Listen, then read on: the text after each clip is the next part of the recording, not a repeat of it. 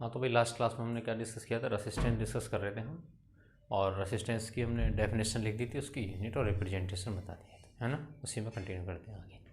क्या था भाई resistance?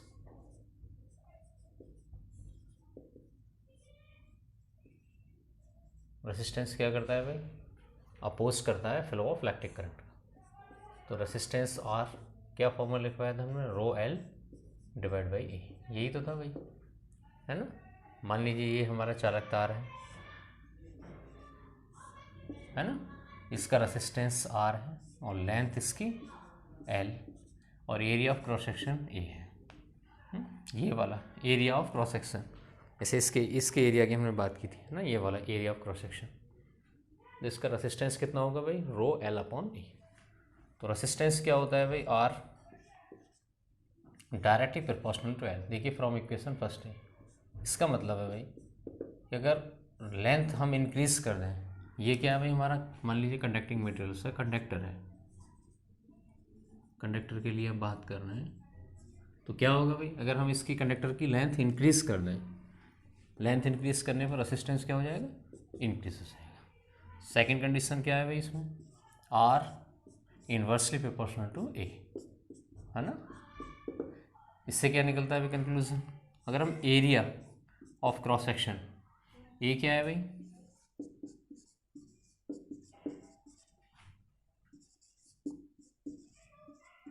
Area of cross section, है ना, इसकी यूनिट होती है मीटर स्क्वायर। एल क्या है? लेंथ ऑफ कंडक्टर, इसकी यूनिट होती है मीटर। लेंथ को हम किस में मेजर करते हैं? मीटर में। एरिया को मीटर स्क्वायर। अगर हम एरिया इंक्रीज कर दें, किसका? इसका एरिया ऑफ क्रॉस सेक्शन हमने क्या बताया था? ये वाला एरिया, है ना। अगर हम इसकी इंक्रीज कर दें तो रेसिस्टेंस क्या हो जाएगा भाई? डिक्रीज हो जाएगा। In case of conducting materials, चालक पदार्थ की हम बात कर रहे हैं, ठीक है। तो ये इसके पैरामीटर हो गए। रो क्या है भाई? रो है यहाँ पे रेसिस्टिविटी, इसको स्पेसिफिक रेसिस्टेंस भी बोलते हैं, स्पेसिफिक रेसिस्टेंस, है ना भाई, स्पेसिफिक रेसिस्टेंस रो, रेसिस्टिविटी। देखिए भाई डिफरेंट जो मेटल्स होते हैं उनके लिए रेसिस्टिविटी की वैल्यू डिफरेंट होती है। जैसे रेसिस्टिविटी डिपेंड करती है नेचर ऑफ कंडक्टिंग मटेरियल्स, किस प्रकार का हमारा पदार्थ है। जैसे एल्यूमिनियम है तो एल्यूमिनियम की रेसिस्टिविटी अलग होगी, कॉपर की डिफरेंट होगी, है ना। तो मेटेरियल के लिए, प्रत्येक मेटेरियल्स के लिए इसकी रेसिस्टिविटी क्या होती है भाई? चेंज होती रहती है, ठीक है। तो ये किस पे भाई डिपेंड करती है? डिपेंड्स ऑन नेचर ऑफ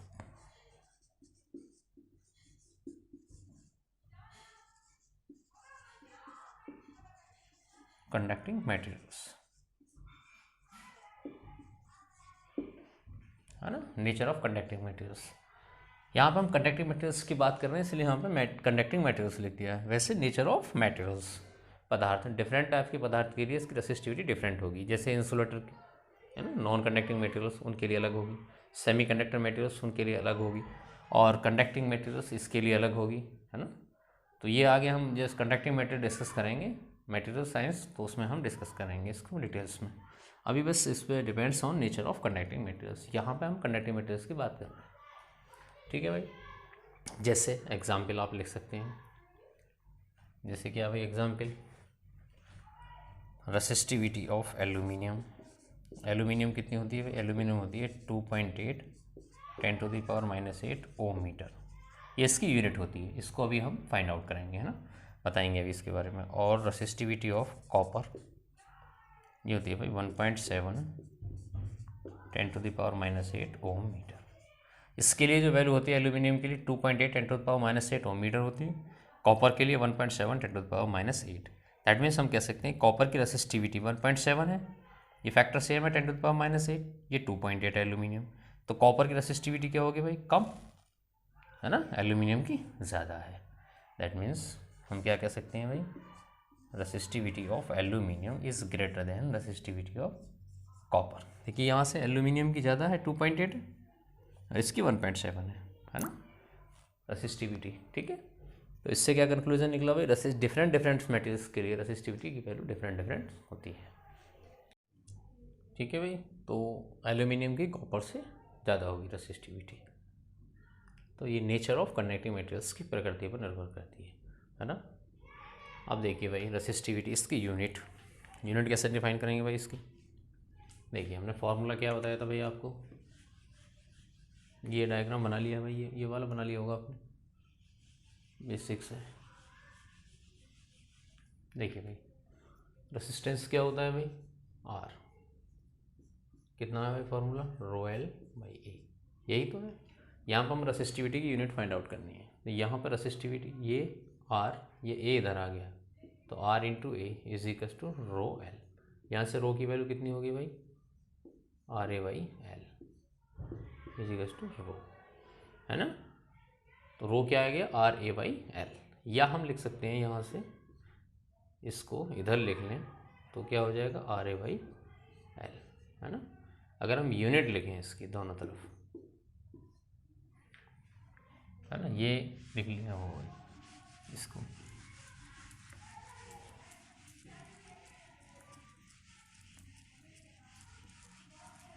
है ना। देखिए बोथ साइड बाई यूनिट लिख दीजिए इसमें, तो आर हमें रो की यूनिट निकालनी है, तो रो की कितनी हो जाएगी आर। रेसिस्टेंस की यूनिट क्या होती है भाई, रेसिस्टेंस की यूनिट क्या होती है, ओ। एरिया की यूनिट क्या बताई थी भाई हमने, metre square divide by length metre, 1 metre से मीटर कैंसिल हो गया, तो ये आ गया भाई ओम मीटर, है ना। तो रेसिस्टिविटी की यूनिट क्या हो जाएगी भाई, ओम मीटर, या इसको सिंबल टाइप में लिखना चाहें, सिंबल फॉर्म में, तो ऐसे लिख सकते हैं ओम मीटर, है ना। तो ये रेसिस्टिविटी की यूनिट होगी भाई, बहुत इंपॉर्टेंट है ये, अक्सर एग्जाम में कभी कभी पूछ ली जाती है डायरेक्ट यूनिट, आप ध्यान रखेंगे रेसिस्टिविटी की यूनिट ओम मीटर। ठीक है भाई, तो ये आपका भाई रेसिस्टिविटी के बारे में हल्का सा जो हमने आइडिया देना था वो हमने दे दिया आपको। ठीक है, अब एक क्वेश्चन करते हैं, ठीक है, बेसिक क्वेश्चन में देखिए,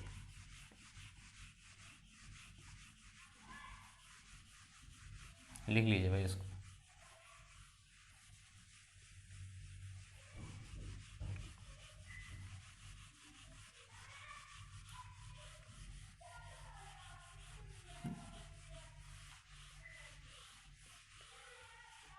क्वेश्चन लिखिए भाई,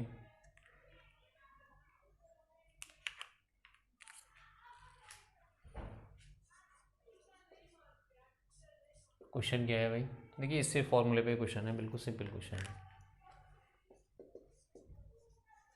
if the length of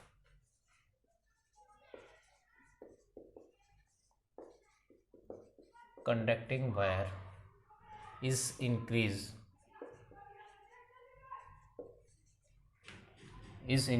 to double, and area of cross section is reduced to half, है ना भाई। क्या कह रहे हैं भाई, length increase and area of cross section is reduce to half, है ना। तो भाई पूछा गया है, what will be the new resistance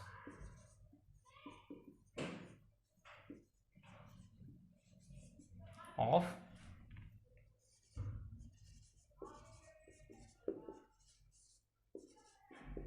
conducting wire, है ना।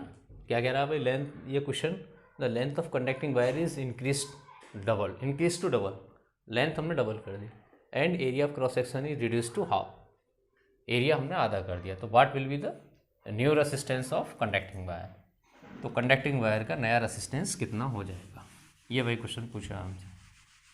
देखिए भाई बिल्कुल सिंपल क्वेश्चन है, फॉर्मूला बेस, है ना। पहला ऑप्शन है भाई डबल, दोगुना हो जाएगा, बी हाफ आधा, सी ऑप्शन है भाई 1/4 और डी है भाई 4 टाइम्स, है ना। देखिए भाई, तो भाई देखिए कोई भी क्वेश्चन अगर हमें दिया हुआ है ना, तो क्वेश्चन में सबसे इंपॉर्टेंट चीज़ क्या होती है भाई, गिवन पैरामीटर क्या क्या दिए हुए हैं। देखिए कभी भी कोई भी क्वेश्चन अगर हमें सॉल्व करना है तो सबसे पहले ये हमें आइडिया रहना चाहिए कि इसमें गिवन पैरामीटर क्या क्या दिए हुए हैं, ये बहुत इंपॉर्टेंट होता है ना। गिवन पैरामीटर के बाद हमें क्या क्या कंडीशन दी हुई है ना। और थर्ड होता है भी सबसे मेन कि हमें फाइंड आउट क्या करना है विद यूनिट के साथ। अगर हम इतना आइडिया लगा लेते हैं क्वेश्चन के बारे में तो 50% हम कह सकते हैं क्वेश्चन आसानी से सॉल्व हो जाएगा, है ना। तो न्यू रेसिस्टेंस कितना होगा, ठीक है भाई। तो ये हमें फाइंड आउट करना है इसमें। देखिए भाई सॉल्यूशन क्या होगा इसका,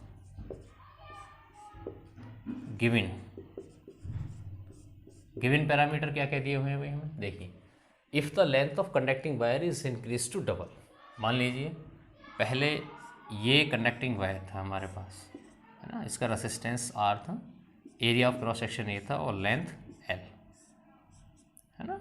ये क्या है भाई, कंडक्टिंग वायर,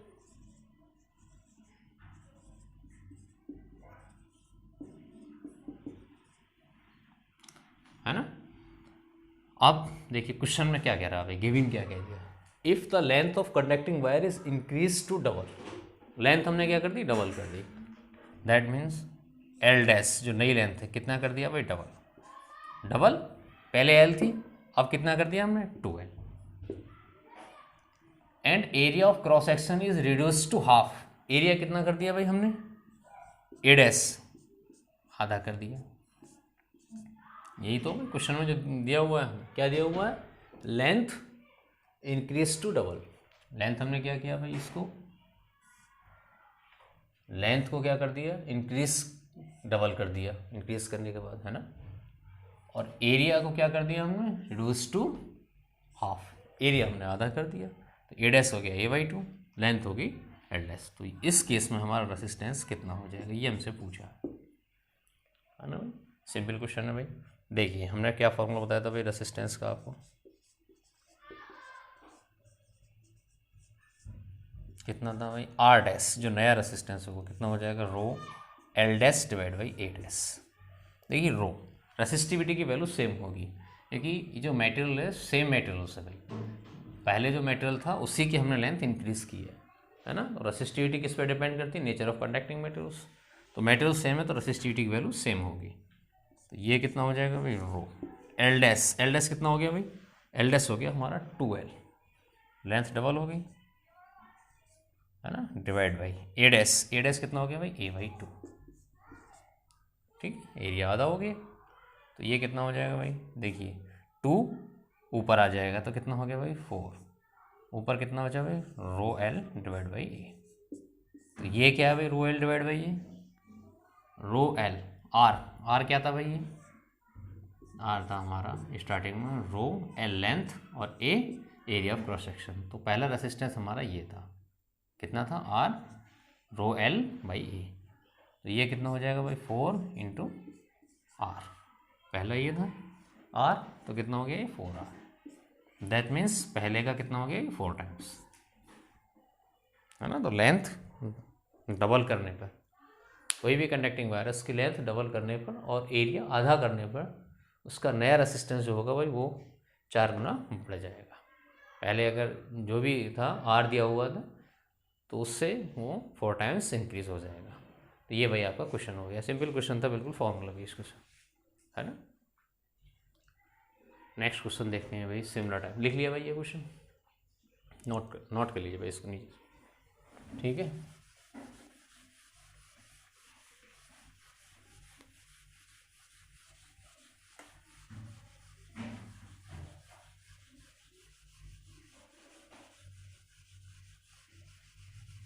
तो गिवन पैरामीटर बहुत इंपॉर्टेंट होते हैं भाई क्वेश्चन में। फिर कंडीशंस क्या दी हुई हैं, देन हमें फाइंड आउट क्या करना है विद यूनिट के साथ। तो अगर हम इतना कर लेते हैं तो 50% क्वेश्चन आसानी से सॉल्व हो जाता है।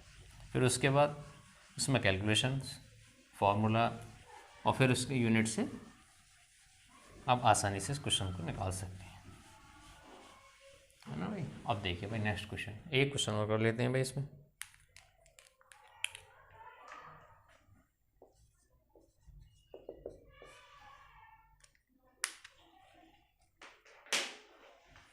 देखिए भाई नेक्स्ट है भाई क्वेश्चन,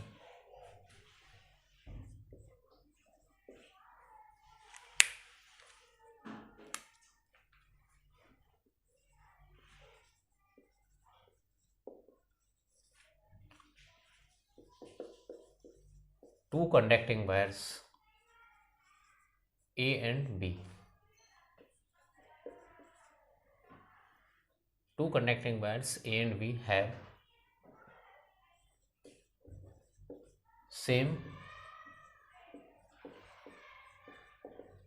cross section, है ना, same cross section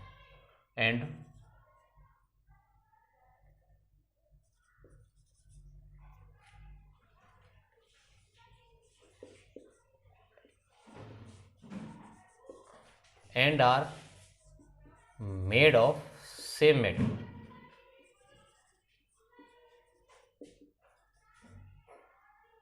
है ना। Two conducting wire A and B have same cross section and are made of same materials. If RA 600 ohm,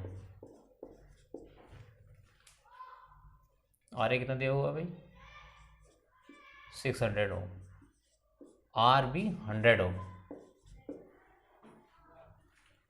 पूछा क्या है भाई हमसे, the number of times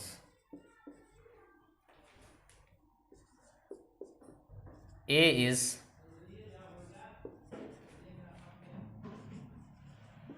longer than B, है ना भाई।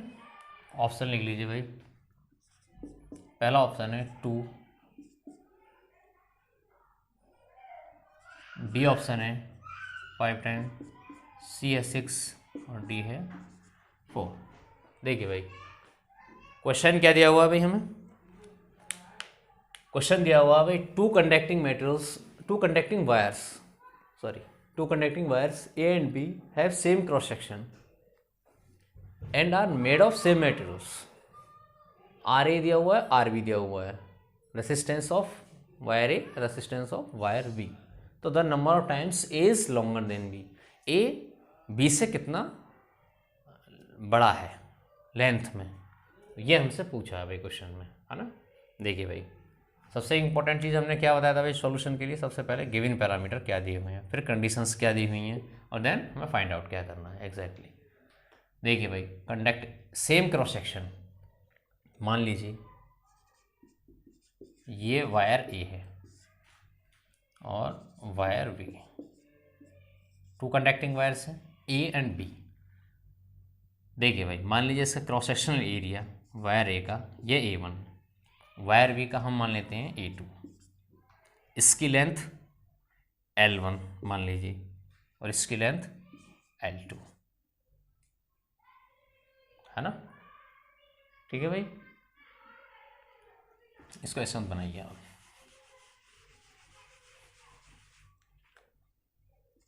देखिए भाई ये कंडक्टिंग वायर्स हैं, ये A है, इसका रेसिस्टेंस R है, इसकी लेंथ है भाई L1, ये आ रही है, ये वायर A क्या है भाई, ये वायर A, ये वाला ये भाई वायर B, RB रेसिस्टेंस इसका, है ना, वायर B, इसकी लेंथ LB, वायर B की लेंथ LB, RB रेसिस्टेंस, इसकी लेंथ LA, है ना भाई। अब देखिए भाई ये वायर A और वायर B दो कंडक्टिंग वायर्स हैं A and B, have same cross section. Conditions क्या है भाई, same cross section, same cross section, इसका क्या मतलब है भाई, अगर इसका एरिया ए है और इसका मान लीजिए ए बी है ना। तो सेम क्रॉस सेक्शन का मतलब क्या है भाई, दोनों का एरिया सेम है, that means that is A is equals to A B. ये मान लीजिए क्या है भाई, ए। पहली कंडीशन सेम क्रॉस सेक्शन है ना, दोनों का area wire a wire B दोनों का एरिया सेम है, दैट मीन्स इसका area cross section area A और इसका ए बी मान लीजिए ए है ना। दूसरी कंडीशन क्या है, and are made up of same materials, same materials के बने हुए हैं।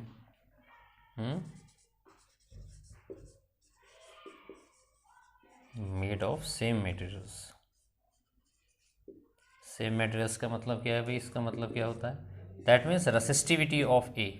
हमने क्या बताया था, अगर सेम मटेरियल्स के पदार्थ बने हुए हैं, वायर्स बने हुए हैं, जैसे एल्यूमिनियम का है, तो उसकी रेसिस्टिविटी दोनों केस में सेम होगी, लेंथ बढ़ने पे इंक्रीज करने पर, है ना। ऐसे ये क्या है, सेम मटेरियल्स के बने हुए हैं, सेम मटेरियल जैसे मान लीजिए एल्यूमिनियम के बने हुए हैं, तो रेसिस्टिविटी ऑफ ए, ये वायर भी एल्यूमिनियम का बना हुआ है ये, तो इन दोनों की रेसिस्टिविटी सेम होगी। तो resistivity of A is equals to resistivity of B is equals to, मान लीजिए रेसिस्टिविटी रो है, इसकी रेसिस्टिविटी कितनी है भाई, रो ए, और इसकी रो बी। अब ये सेम मटेरियल्स के बने हुए हैं तो इन दोनों की क्या हो जाएगी, रेसिस्टिविटी सेम हो जाएगी। थर्ड कंडीशन क्या है भाई, आर ए दिया हुआ है, आर बी दिया हुआ है। आर ए कितना दिया हुआ है भाई, आर ए दिया हुआ है हमें 600 ओम। आर बी की वैल्यू कितनी दी हुई है भाई, 100 ओम, है ना। आर बी 100 ओम दिया हुआ है हमें और आर ए 600 ओम।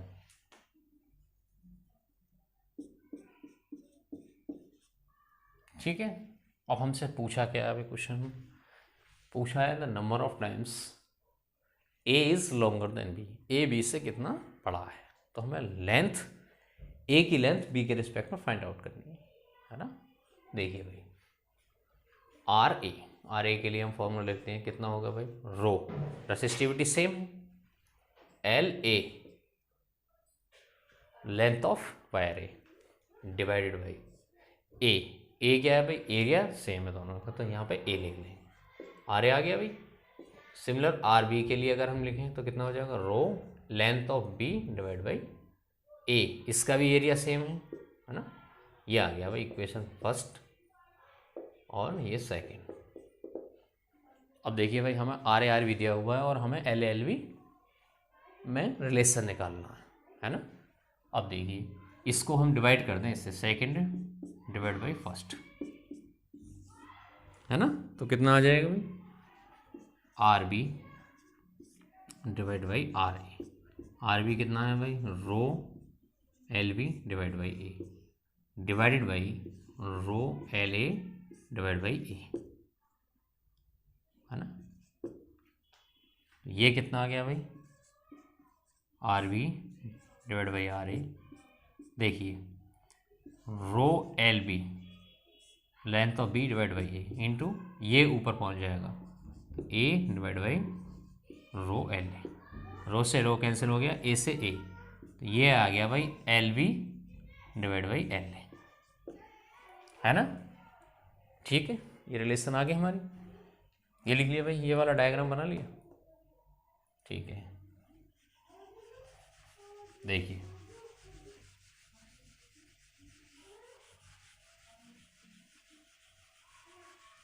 यहां से, देखिए भाई यहां से क्या निकल के आता है, R B divide by R A, कितना आ गया भाई, L B divide by L A. देखिए आर बी हमें दिया हुआ है, आर बी कितना दिया हुआ है भाई, हमें गिवन है आर बी 100, तो कितना हो गया 100 डिवाइड बाई आर ए 600, तो ये कितना हो गया भाई, L B divide by A, है ना। तो ये कितना हो गया भाई, 1/6 is equals to L B divide by L A. Cross multiply करेंगे यहाँ पे, तो क्रॉस मल्टीप्लिकेशन करने से क्या आ जाएगा भाई, ये देखिए यहाँ पे एल ए, यहाँ पे एल ए की cross multiply is equals to 6 L B, ये हमारा रिलेशन करके आ गया एल ए एल बी। ठीक है भाई, क्वेश्चन क्या पूछा भाई हमसे, क्वेश्चन पूछा है the number of times A is longer than B, A B से कितना बड़ा होगा, तो एल ए कितना भाई 6 टाइम्स लॉन्गर देन बी, है ना, कितना बड़ा 6 टाइम्स, तो A is longer 6 times longer than B. तो हमारा ऑप्शन क्या थे भाई 2 टाइम्स 5 टाइम्स। देखिए पूछा था number of times A is longer than B, A B से कितना बड़ा है, तो ए की जो लेंथ है वायर ए की वो कितनी है 6 टाइम्स ग्रेटर देन है वायर बी से, that means C option is correct 6 times. भाई बेसिक क्वेश्चन था, इसको लिख लीजिए, है ना। देखिए सिंपल फार्मूले पर क्वेश्चन था, है ना, बस फार्मूले में कुछ कंडीशंस दी हुई थी, तो हमने कहा था भाई कोई भी अगर क्वेश्चन आप सॉल्व कर रहे हैं तो सबसे इंपॉर्टेंट चीज़ जो होती है क्वेश्चन सॉल्व करते समय वो होती है भाई कि हमें गिवन पैरामीटर क्या क्या दिए हुए हैं और फिर हमें क्या कंडीशंस दी हुई हैं और एग्जैक्टली हमें क्या फाइंड आउट करना है। अगर आप इतना आइडिया लगा लेते हैं क्वेश्चन के बारे में तो आप कह सकते हैं कि आसानी से क्वेश्चन आप सॉल्व कर सकते हैं। आपको फार्मूला याद है तो फिर उसके बाद बेसिक कैलकुलेशन बचती है उसमें, है ना। तो सिंपल क्वेश्चन था भाई और इसको आप लिख लीजिए, ठीक है। ठीक है भाई, एक क्वेश्चन और लिखिए, एक सिंपल क्वेश्चन है करंट बेस्ड क्वेश्चन है उसको लिखिए, ठीक है भाई। क्वेश्चन लिखिए भाई, क्वेश्चन है भाई the total charge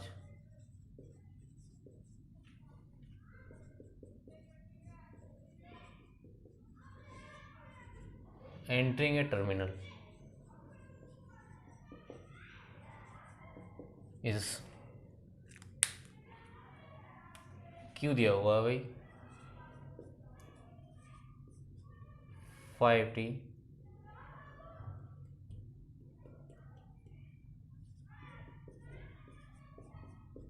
sin 4πt coulomb.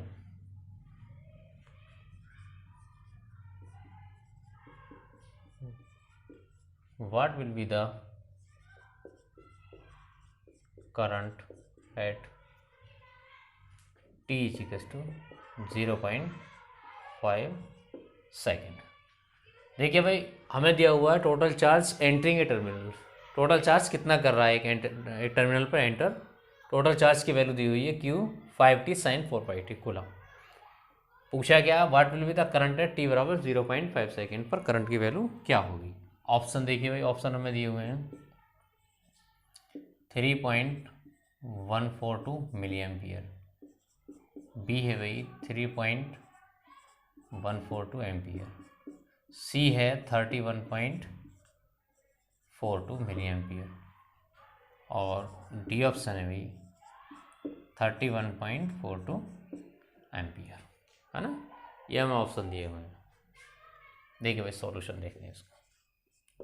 हमने क्या बताया था भाई कोई भी अगर क्वेश्चन आपको दिया हुआ है ना सबसे इंपॉर्टेंट चीज़ होती है उसमें गिवन पैरामीटर क्या क्या दिए हुए हैं, है ना।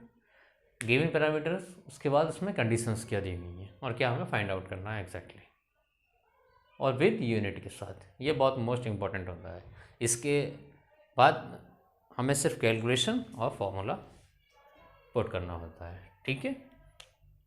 देखिए भाई क्या है भाई सॉल्यूशन, गिवन क्या क्या दिया हुआ है भाई इसमें, गिवन क्या है टोटल चार्ज एंटरिंग ए terminal Q 5t sin 4πt, हमें क्या दिया हुआ है भाई चार्ज दिया हुआ है Q कितना है भाई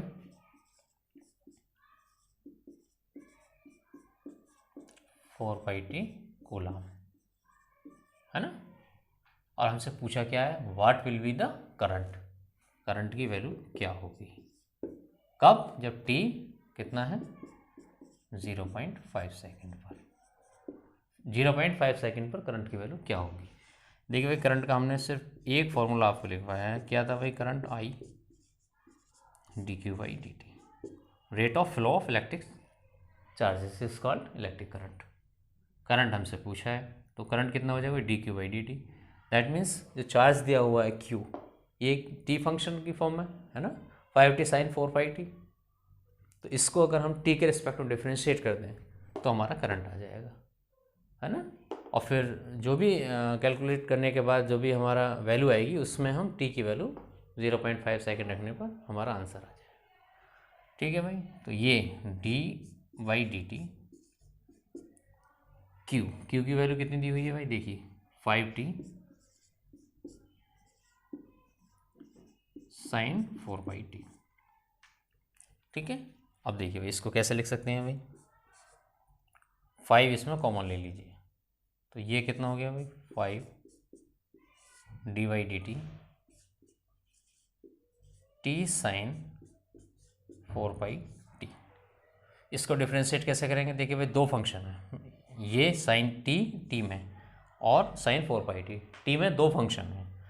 अब इसको हमें डिफ्रेंशिएट करना है, तो कैसे करते हैं भाई, मान लीजिए ये फर्स्ट फंक्शन है, ये सेकंड है, first function into differentiation of second function plus second function into differentiation of first function, है ना। ये लिख लिया भाई, ये अच्छा इसको रहने दीजिए अभी। ठीक है, देखिए भाई इसी में देखिए यहाँ पर ये 5 हो गया, क्या बताया था भाई, फर्स्ट फंक्शन, फर्स्ट क्या है टी की वैल्यू आ जाएगी T into differentiation of second function, second क्या है साइन 4/t, इसका डिफ्रेंशिएशन कितना हो जाएगा भाई dy/dt sine 4/t plus second function, second क्या है sine 4/t into differentiation of dy/dt into first function, first क्या है t,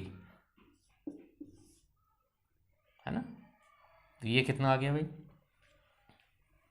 ये लिख लिया भाई, क्वेश्चन लिख लिया आपने। ठीक,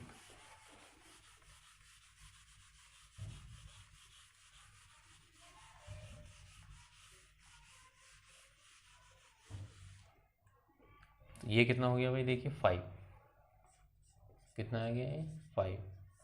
अब सिंपल इसमें कैलकुलेशन है, T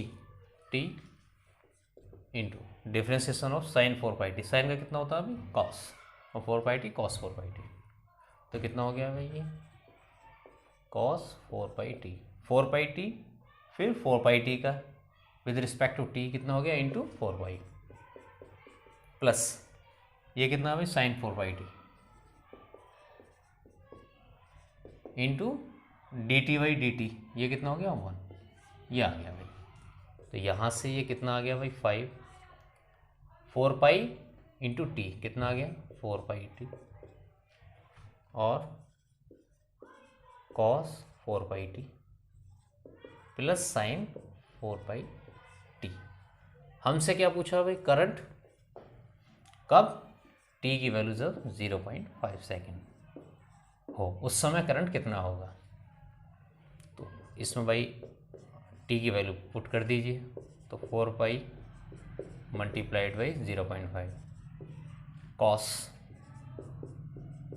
4 multiplied by 0.5 plus sign 4 multiplied by 0.5, तो ये कितना आ गया भाई 5, 4 मल्टीप्लाइड बाई 0.5 कितना हो गया भाई 2 और ये कॉस 2 प्लस 4 मल्टीप्लाइड बाई 0.5 2 तो ये कितना हो गया भाई साइन 2 है ना।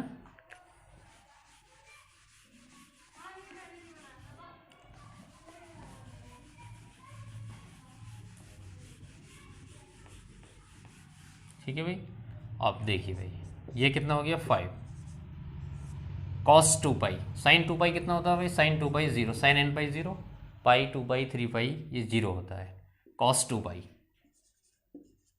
कॉस 2 कितना होता है भाई कॉस 360, है ना। ये कितना हो गया भाई कॉस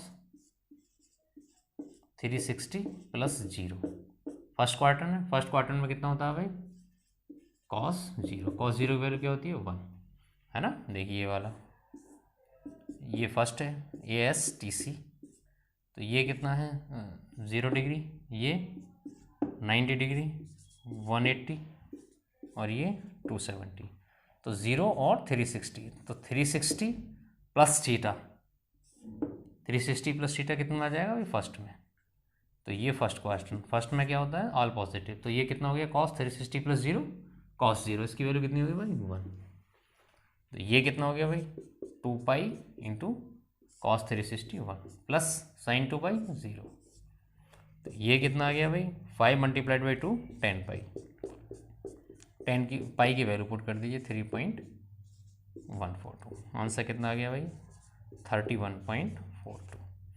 अब देखिए भाई 31.42 ऑब्जेक्टिव में क्या होता है, आंसर आया नहीं और हमने उसको टिक किया नहीं, है ना। आंसर आ गया 31.42, हम क्या करते हैं तुरंत आंसर हमारा मिल गया।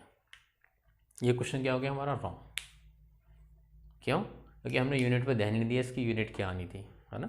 देखिए भाई हमने कूलाम किस में था क्वेश्चन में, देखिए आप पीछे, ओ सॉरी वो चार्ज क्यू किस में दिया हुआ था, कूलाम में, है ना। 5t sin 4πt कूलाम दिया हुआ है, तो वहाँ पे यूनिट बेसिक यूनिट है उसकी कूलाम है, SI यूनिट। तो यहाँ पे कितना हो जाएगा भाई एम्पियर। तो आंसर ये नहीं होगा हमारा, आंसर क्या हो जाएगा भाई डी 31.42 एम्पियर। कभी कभी क्या होता है भाई 10 मल्टीप्लाई बाई 3.142 ही, इसके बाद हम मल्टीप्लाई नहीं करते यहाँ पे, यहाँ से ही हम डायरेक्ट सोचते हैं कि अब आंसर जल्दी से टिक कर दें तो कि टाइम बच जाएगा। 3.142 हमने जल्दबाजी में आंसर टिक कर दिया इसमें से कोई भी, तो ये क्वेश्चन हमारा गलत हो जाता है। ठीक है, कहने का मतलब है भाई क्वेश्चन सॉल्व करने के बाद छोटी छोटी मिस्टेक्स हो जाती हैं, ये हमें अवॉइड करना है। कभी कभी होता है हम क्वेश्चन पूरा सॉल्व कर लेते हैं और लास्ट में आके उसको ऑप्शन गलत टिक कर देते हैं। तो इसलिए हमें ध्यान रखना है भाई इन चीज़ों का, है ना। एक तो यूनिट का स्पेसिफिक ध्यान रखना और एक कैलकुलेशन में हमें सिली मिस्टेक्स नहीं करनी है। ठीक है भाई, तो ये आपका 31.42 आंसर आ गया इसका, एम्पियर, है ना। तो ये भाई एग्जैक्ट आपका, ठीक है। इसके बाद हम स्टार्ट करेंगे भाई next power and energy discuss करेंगे नेक्स्ट क्लास में, ठीक है। इसको आप लिख लीजिए।